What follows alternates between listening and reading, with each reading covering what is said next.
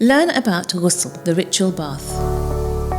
Ghusl becomes wajib, obligatory on some occasions. For example, in the case of janaba, the state of ritual impurity that follows an orgasm, ejaculation or penile intromission, or before circumambulation of the Kaaba in Mecca. Ghusl can also be mustahab, recommended, for example, the ghusl on Friday, Jummah, or before some spiritual activities like the prayers of the night of Qadr in the month of Ramadan. However, the method of performing ghusl is the same, only the intentions are different. What is the method of performing ghusl? Ghusl can be performed in two ways. Number 1, tartibi, sequential washing, or number 2, irtimasi, by complete immersion in water at once. In ghusl tartibi, one must start by washing the head and neck, and then the rest of the body, and it is better to wash the right half of the body, followed by the left half of the body. In ghusl irtimasi, one can immerse the entire body underwater at once or in stages. Therefore, for ghusl irtimasi, the amount of water must be enough to make it possible for someone to be able to submerge their complete body under the water. What are the conditions for a correct ghusl? Conditions for a correct ghusl are same as those for wudu. All the conditions that were necessary for a correct wudu, such as the water being tahir, mubah, permissible for use, and mutlaq, unadulterated, etc., are necessary for a correct ghusl, except for the muwalat, sequential washing without disrupting interruptions. Can I do just one ghusl with the intention of many? Yes. If many ghusls become wajib on you, one ghusl can suffice by simply intending that it is for the different reasons. Also, one can combine a mustahab ghusl with a wajib ghusl. For example, combining the mustahab ghusl for Friday with the ghusl for janaba with one ghusl to suffice for both.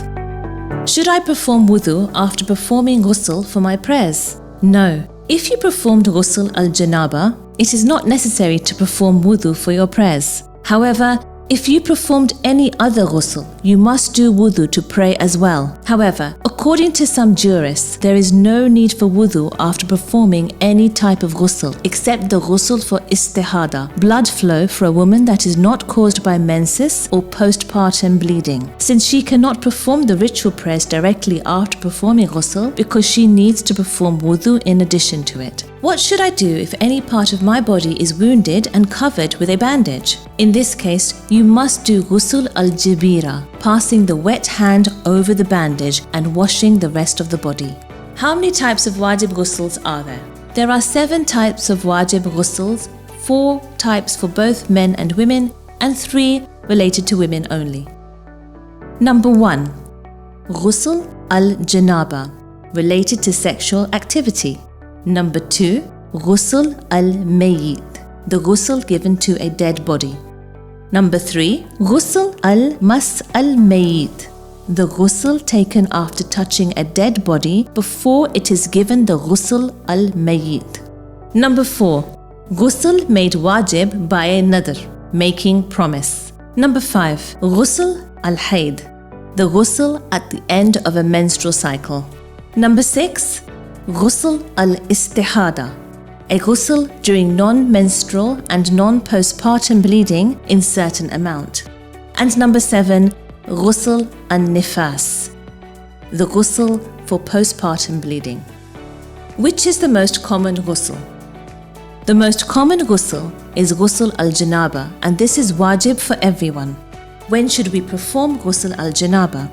When semen is discharged or one experiences orgasm either in sleep or due to sexual activity, or if one had intercourse with penile intromission with or without the discharge of semen, one should perform Ghusl al-janaba for salah, touching the words of the Holy Quran and other acts that require one to be in a state of ritual purity, tahara.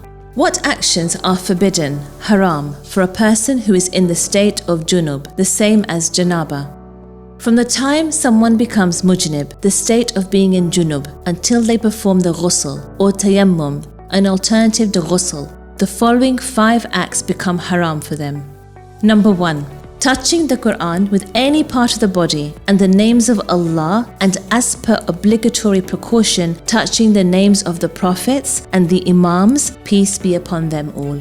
Number 2. Entering the Masjid al-Haram in Mecca and Masjid al-Nabi, peace be upon him and his progeny, in Medina, even if one is passing through one door and exiting through the other. Number 3. Staying in any masjid, mosque, and as per obligatory precaution, staying in the holy shrines of the Imams, peace be upon them. However, it is permissible if they only intended to enter one door and exit through another, or if they just went there to retrieve something.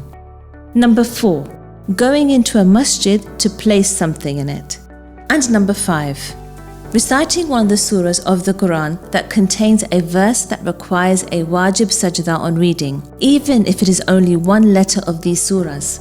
These surahs are as follows. Number 1, Surah Sajda 32:15. Number 2, Surah Fussilat 41:37. Number 3, Surah Najm 53:62. And number 4, Surah Alaq 96:19. To learn more about najasat, please visit the website findtruth.co.uk.